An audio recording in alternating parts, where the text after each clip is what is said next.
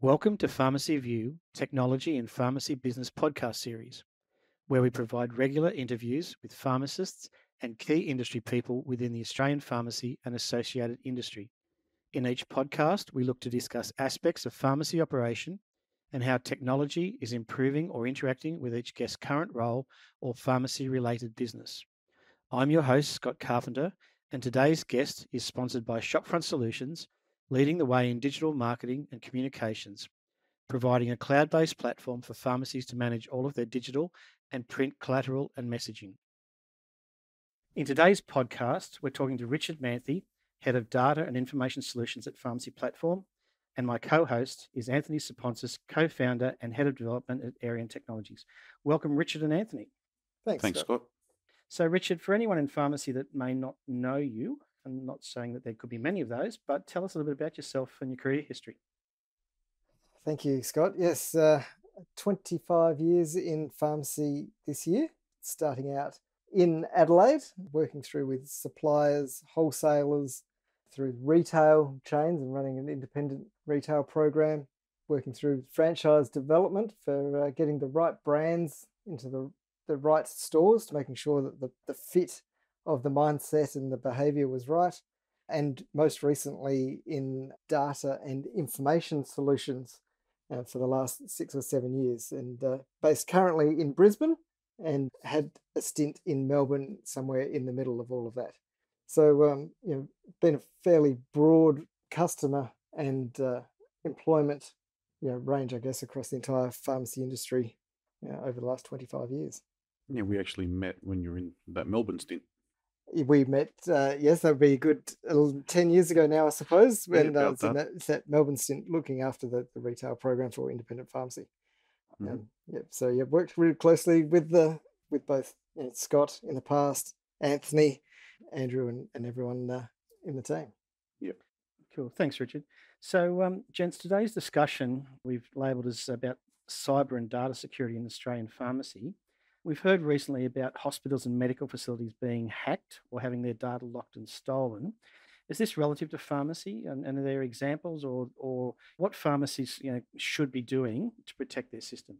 I think there are a couple of parts to that question. Thanks, Scott. I think everyone that's got a computer, and certainly anyone that's got a business, is at risk. Is relevant to anybody, particularly where there may be access to some valuable information or potentially personal information that can be used. I think everybody is at risk to some point.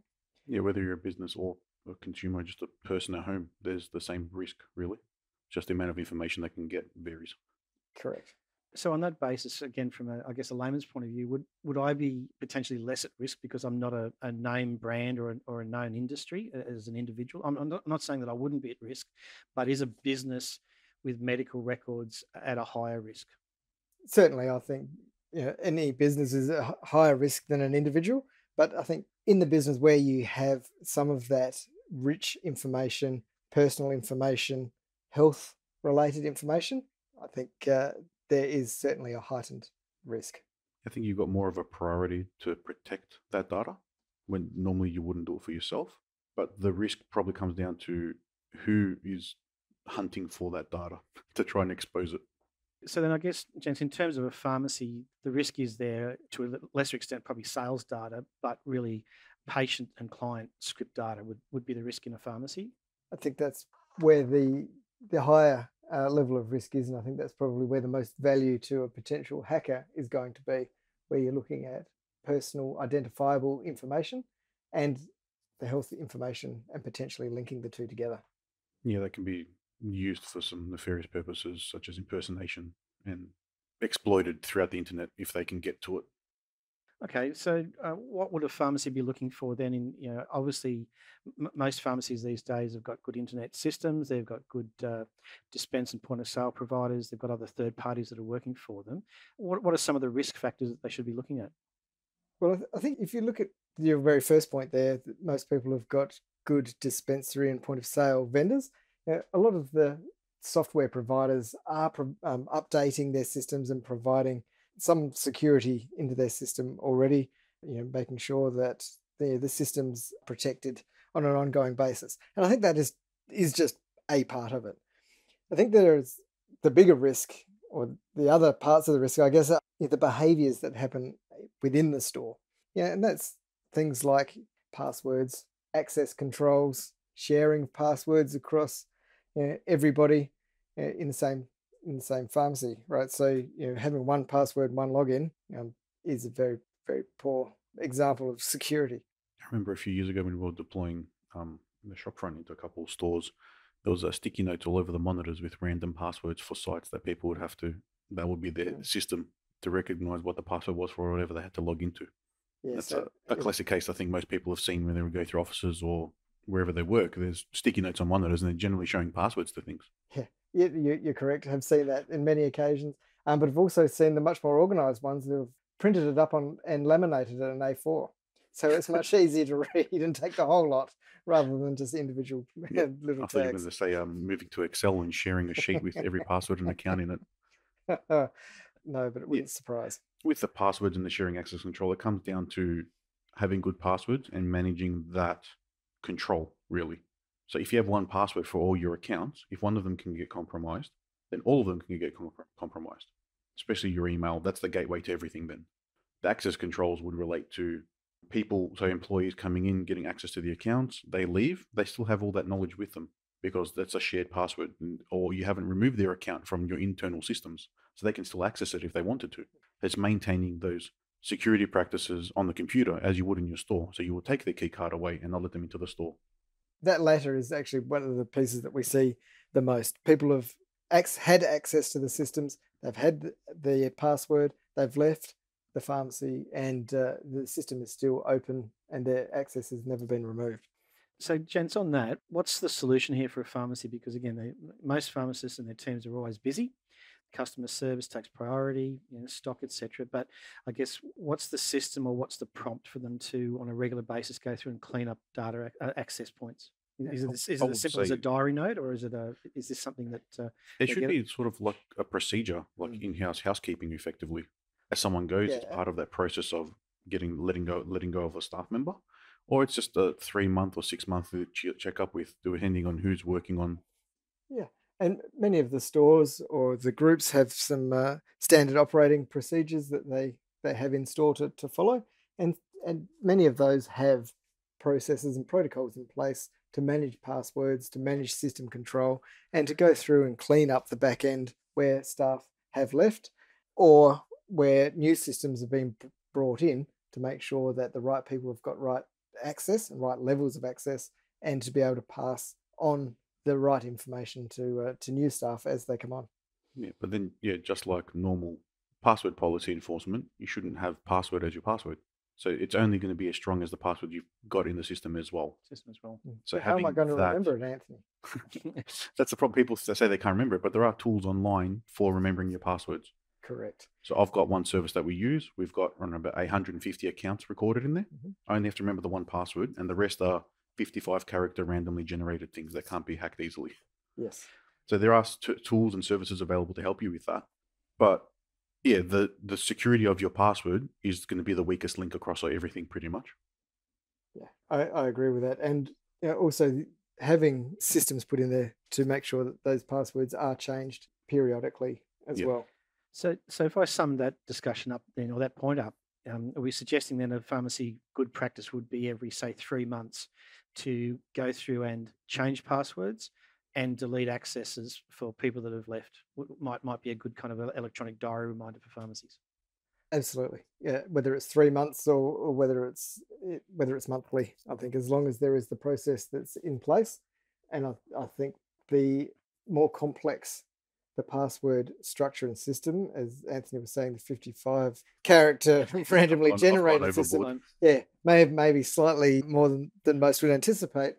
I think the more complex that they are, the more difficult they're going to be to hack. So therefore, the longer the time period may be required. But if it's an 8-digit password, then probably more frequently. So Anthony, I might get a link off you later on for a couple of the password tools that you're happy to recommend. So again, if I go back to a pharmacy perspective, Anthony, don't provide him yours. That's true. Might have caught me there. Yeah. If I go back to a pharmacy perspective, so as simplistic as the passwords on a post-it note or a little laminated sheet might be the reality is that I guess a hacker or a nefarious person, to use your point, Anthony, would actually have to walk into the dispensary to kind of see that information. So potentially, if someone was to kind of get in behind the dispensary, they might find it. Mhm. But would that be considered low risk as opposed to someone actually hacking in from the outside? Depends how much of a target they are and what they've done in the past, but it definitely would be lower risk than what the majority of probably attacks are, which are those phishing emails that everyone hears about. Yeah. But not many people probably understand what they actually are.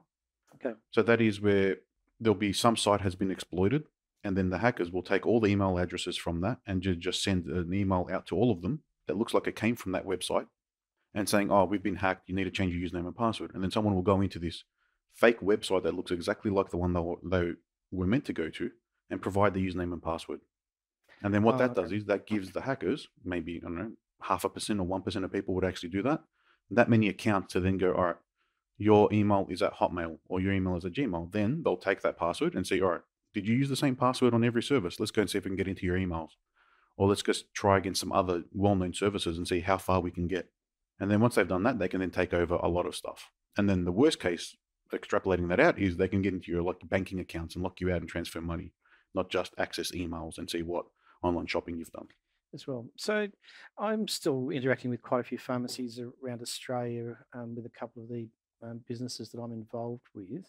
I guess what I've noticed recently is if I'm sending a follow-up email or communicating with a pharmacist or pharmacy team, there seems to be two types of emails that I'm given.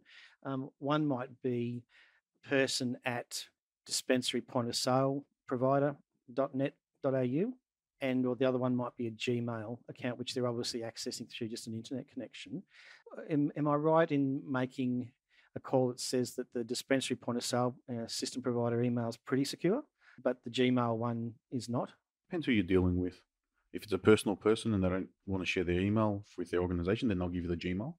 But those ones that are like first name at organization.com or .net.au, if you don't read them carefully, they can look like that, and then they are something else. And that's how the phishing emails trick people.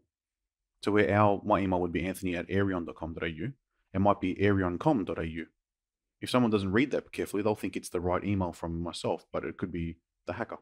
That's how they get people into those things. So you just have to be aware of when something comes in, check the email. Who is it from? Is it what you're expecting? When you go to a website, is it the right address? Because the same rules apply to website URLs too. And I think the other point to that is this a bit of information or an email or a piece of communication that I would be expecting from this person? Because often you get things that don't sound like the person that it looks like they're coming from. So Yeah, I'm sure. Anthony's not going to contact me asking me to change my password for my bank account.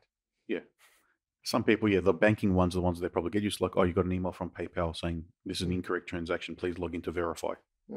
If you haven't done anything recently on PayPal, that's a red flag. If you have done something, think about how many times you actually got an email like that from PayPal to think whether that's abnormal or not. And then don't click on the links in the things. Go to the actual service itself through the browser. Yeah, understood. Some general tips. So again, I guess that what that comes back down to then is that the internet connections in one way, shape, or form is potentially poses the higher risk in a pharmacy situation. Yes, I think the other thing that you were just talking about in relation to the emails too, if I can just go back to that for a second, is the different number of emails, or is at a pharmacy, is everyone going via the admin at pharmacy.com.au and everybody looking at the same email, or are there specific emails that are set up for different roles within the pharmacy? Because no one will know what to really expect if there's a shared inbox, and then that's a greater way to get exposed. Yes.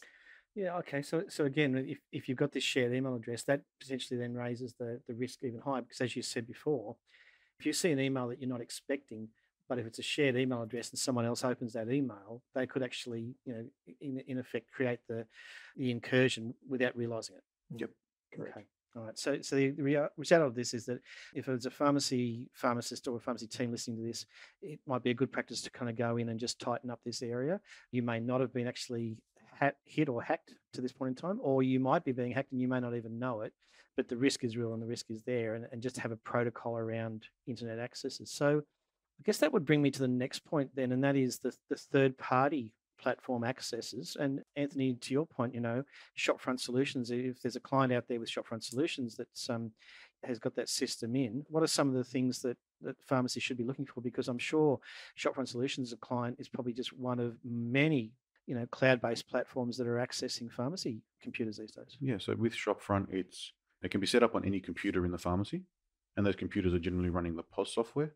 And from what our experience is, the POS software generally has good security across those computers.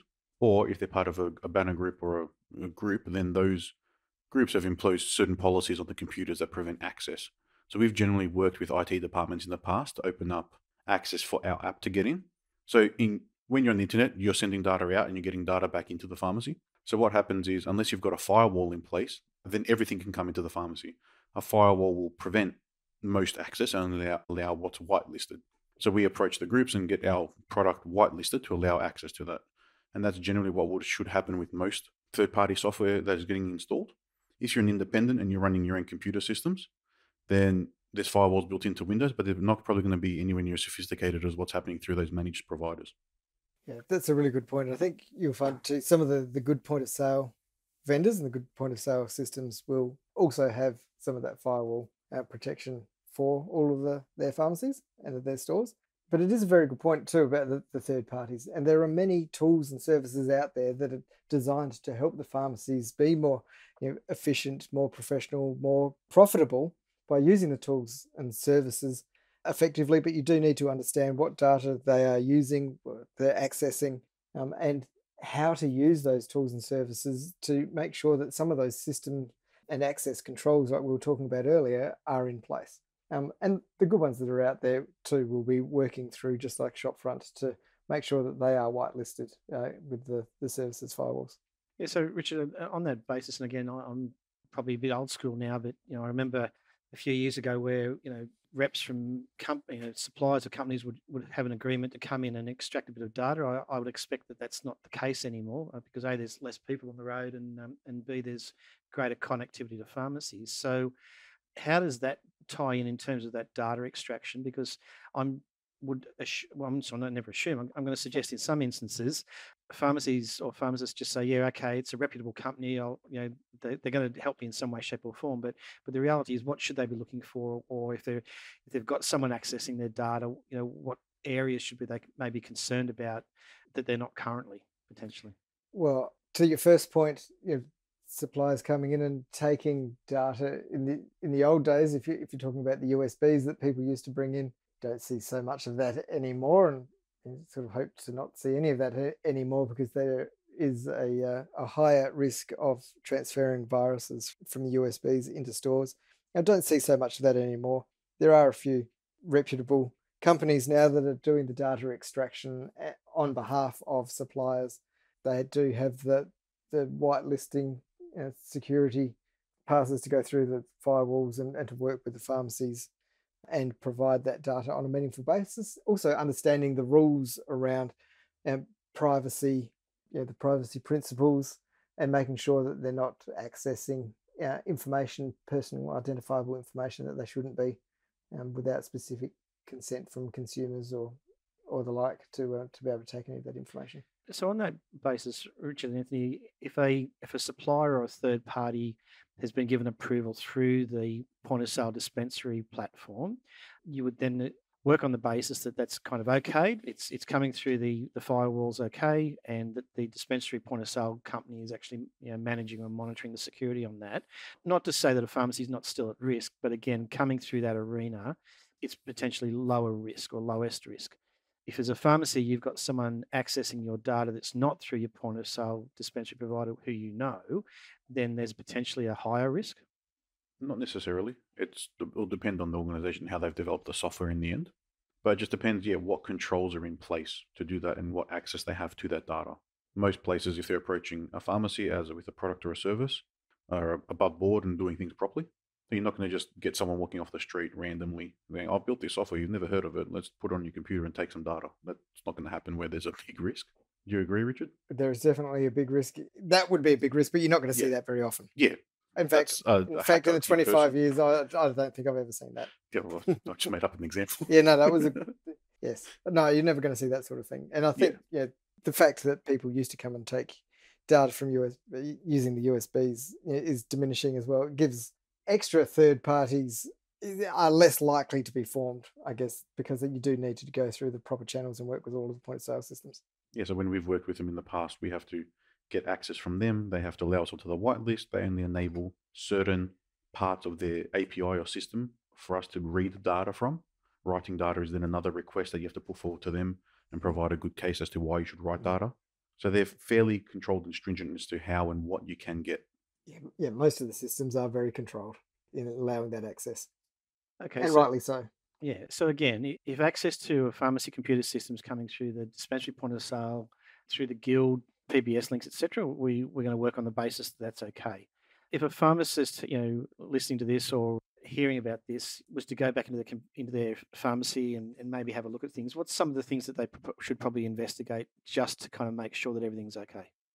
I would start with the basics at the very beginning and having a look at the policies, the procedures around password setup, password control, changing passwords, and hierarchy or access controls to different people, and the process of what happens when staff move on or change roles. That would be the first point for me to start with. Yeah, it's a bit hard to try and audit an IT system as a non-IT security specialist. So there are those certain controls that, as Richard mentioned, that you can do, and they're things that you can maintain yourself without having to dive into it. But it would be hard. So if you were getting hacked, it would be very hard to identify you're getting hacked unless you've gotten ransomware, for example. Yeah. So again, if I come back to the point of view from a pharmacy perspective, they think they've had an incursion. They think they've been attacked by a nefarious person, Anthony. Where can they get help? Where do they go? The first place that I would go is to my point of sale or dispensary vendor, and ask them for help and get them to check their systems and their logs. Many other services and groups as well also have outsourced IT support that they use on a regular basis. So that's a secondary option for them to try as well. From that perspective. Yeah. And then one thing, if you do think you're being hacked, just change the passwords on every account as a first step. That is like just changing your locks on your doors. If someone's stolen your keys, they can't get in then unless they steal the new set of keys. And I guess, Anthony, the point there, again from past experience in my arena, is that getting a locksmith in to change locks is probably easier than going through and changing a whole lot of passwords. So again, that's where potentially that password tool might come in handy. Yeah, it definitely does. And I think one piece of advice that I've seen somebody give was, if they thought they were being hacked at that time, turn the system off and disconnect from the internet. Okay. Yep. Shut down, turn off. Shut down, turn off. All right, now that's fine. Any last words of advice, gentlemen? Be careful. Follow just those good practices. The emails is always going to be the weakest link in any of the systems. Passwords are the weakest link in any system. Doesn't matter what organization or how strong it is. If the passwords are weak, someone can find a way in. And enable two-factor authentication where possible. So that's where you log in with a password, and then you'll get an SMS or one of those authentication keys, and you have to put that code in as well. So in that scenario, even if you do get hacked and someone finds out your password, they won't be receiving the SMS with the code that you get. So that's an added safeguard. Yep, got it. I think most of us have had exposure to that these days. So. Yeah, the banks, I think, force that on everyone mostly now. Yeah, and accounting systems and practices. So, and Richard, any last words of advice? I think it's just keep an eye out on all of your systems, on your staff, and on your processes and protocols, and just make sure things are up to date. Great. All right, gentlemen, thanks for taking the time to chat with us today. Look forward to staying in touch. And again, for anyone that's interested in touching base with you, your LinkedIn profile links will be part of the show notes. So thanks for your time today. Thanks, Scott. Thanks, Scott. Richard. Thanks, Anthony.